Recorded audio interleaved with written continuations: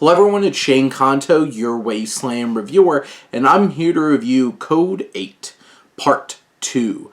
And this is a sequel to this Netflix original sci-fi crime thriller.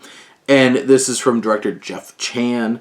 And this focuses on a world where police are very strongly hunting down and cracking down on those that have powers, and they see them as a threat. They're legal and they try to arrest them and put them down, and the police power is growing as they roll out these mechanical dogs, which is basically the mechanical dog from that one episode of Black Mirror.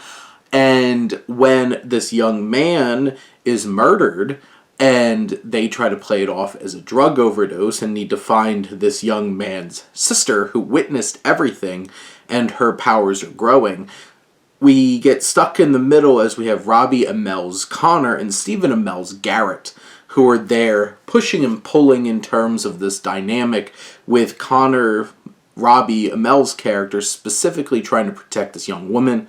And you have Alex Malari Jr., who is the sergeant in the police force who's trying to crack down on all of this because he has ulterior motives and secrets of his own. This film, I think, is serviceable in the vast majority of things. It has a distinct, gritty look to it. It's paced all right for an hour and 40 minutes. I think the most inspired elements is when you really actually get some action, because how they portray the powers, the use of slow motion, which I thought the slow motion here was actually pretty effective. Those elements are thrilling and interesting and engaging, and I'm like, I wish there was more of this. Because to be honest, for a film that's an hour and 40 minutes, not a big chunk of this is really focusing on that action. I think some of its quieter moments feel a little underdeveloped because I think the dialogue and the writing is serviceable but not particularly interesting or engaging or memorable.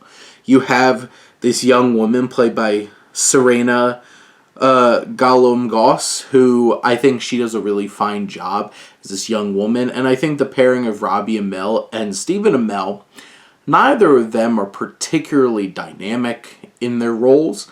I think they both do a serviceable job and deliver where they need to. I've seen Robbie Amell do better in Upload. I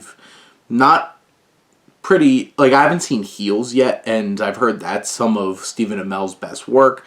It's one of those kinds of things where it's like, yeah, they're fine, and they do what they need to do, and they, represent these characters well enough.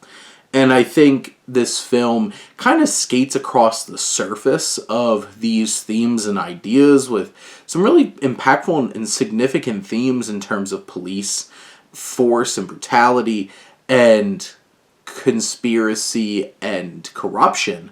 But it never digs deep enough into anything particularly interesting to add something new to the conversation. This is a genre mixing, surface level kind of thriller that proposes ideas but never really tackles them or really deeply engages with them. It keeps it on the surface. It's accessible, it's engaging, it's entertaining, and when the action starts, it actually really pulls you in.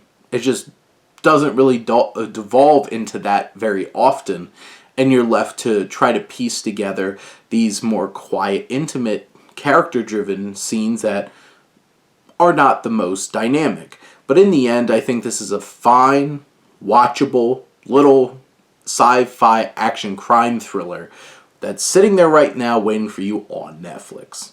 But those are my thoughts on Code 8 Part 2. Let me know what you think and let's talk some movies. But thank you as always for tuning in and supporting your Wasteland reviewer.